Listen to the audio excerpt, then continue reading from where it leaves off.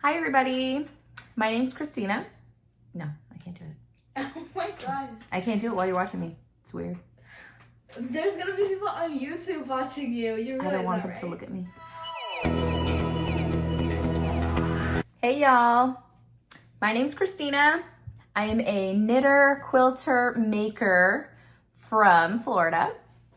I wanted to start this podcast a while back, but I am currently getting ready for Rhinebeck, the New York Sheep and Wool Festival, and I was trying to find a podcast talking all about making our new sweaters for the Rhinebeck Festival and came up with zero. So I wanted to get on YouTube and share a little bit about what my plans are, and maybe you want to join me through that journey. So here's our first episode of the series, and I just kind of want to share what my plans are. So first off, I do plan on making the GRWM knits framed sweater for Rhinebeck this year.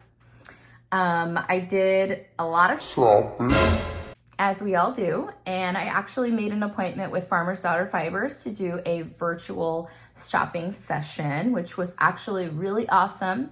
They were able to schedule me right away next day. They had a few slots left, and I was able to pick out actually one of their kits that they had. So I picked the slow burn kit. I'm very, very happy to say that my yarn has already come in. It was delivered yesterday, and I'm so happy with all of my colors, especially my spin cycle yarn. So I'm gonna go ahead and show that to you.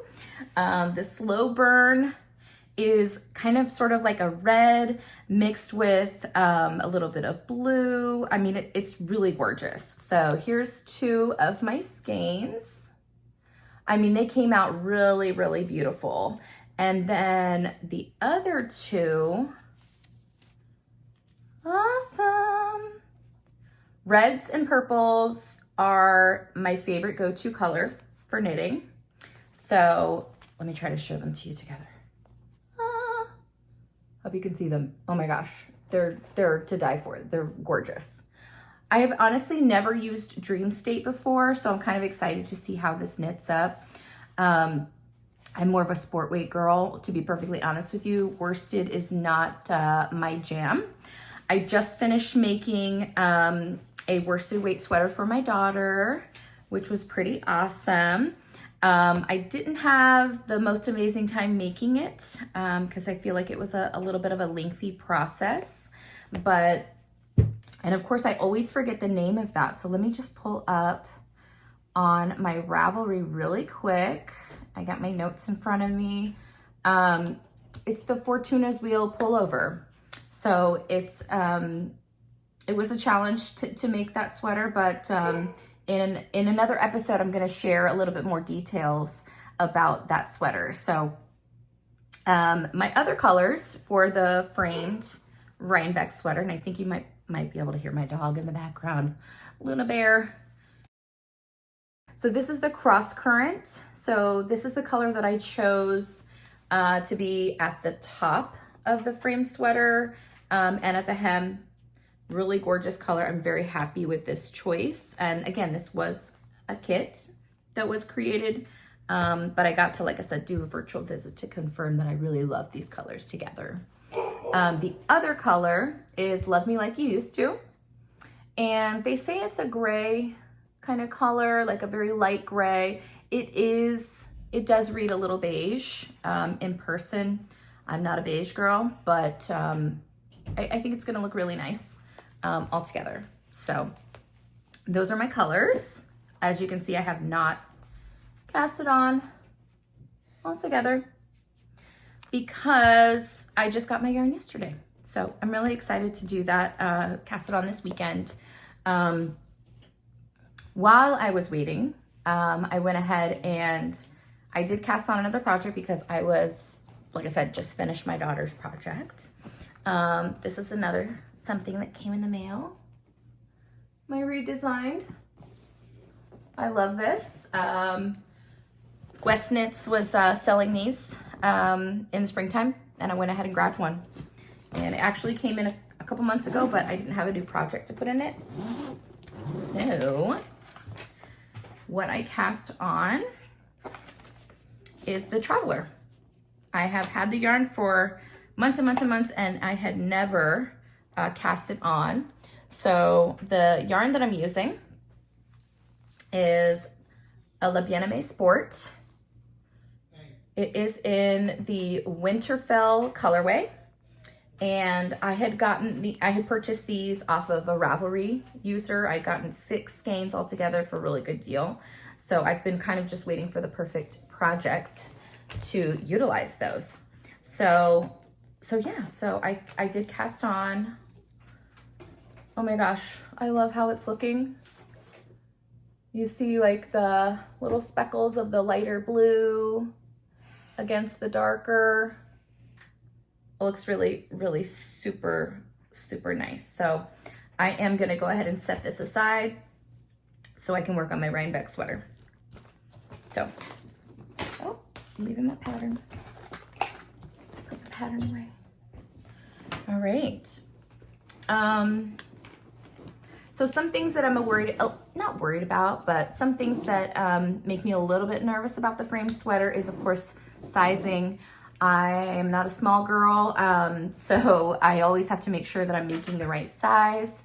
I think I'm going to go with a size 4 for the frame sweater. I think that's going to give me enough positive ease and still going to look really pretty. One of the things I really love about the pattern is that it looks like a quilt pattern, and I love quilting. That's one of the things that I think I started in my early 20s, and I just kept it up. So a lot of my friends over the years that have had babies, I make them a baby quilt, made my daughter and my son baby quilts. So I really love crafting.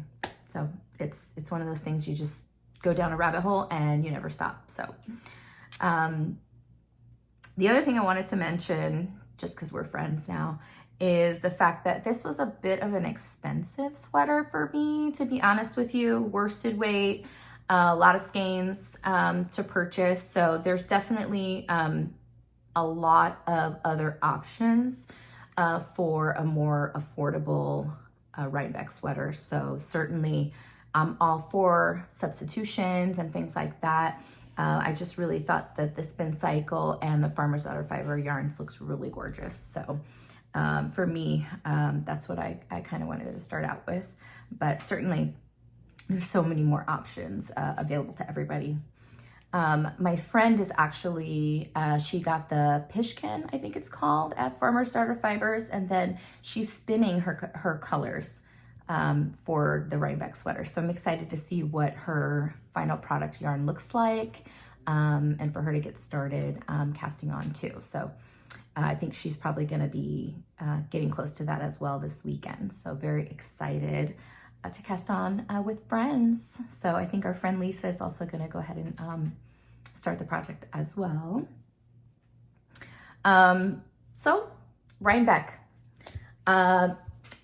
So my friend Vanessa and I, this will be our 3rd year going. Last year we invited our friend Lisa, and we had a blast going to Rhinebeck. It was actually, this will be my 3rd year going in 2024. We have already booked our Airbnb. We realized really quick the first year you really have to book those things in advance. So we did that, I would say, about 6 months ago. It's July now, so we had our plans really set for quite some time. We also went ahead and booked our flights. A couple different airports go to that area in New York, and we chose the Stewart Airport. It's a very small airport, only a few gates, but it's the drive itself from the airport to Kingston or the Rhinebeck area is only about an hour and a half. So depending on how fast you drive, of course, but very, very good option. And usually we do stay in Kingston. Kingston is the city right across the river from Rhinebeck. It's about a 30-minute drive, and it's a perfect location. There's other restaurants and coffee shops and things like that. So In another video, I'm probably going to tell you a little bit more about some of the restaurants and shops that we have been to, give you some recommendations, and then some of the events surrounding the Rhinebeck Festival. Definitely want to share that with you guys. But I'm super excited. So hopefully this little video gets you excited too to get ready with me for Rhinebeck.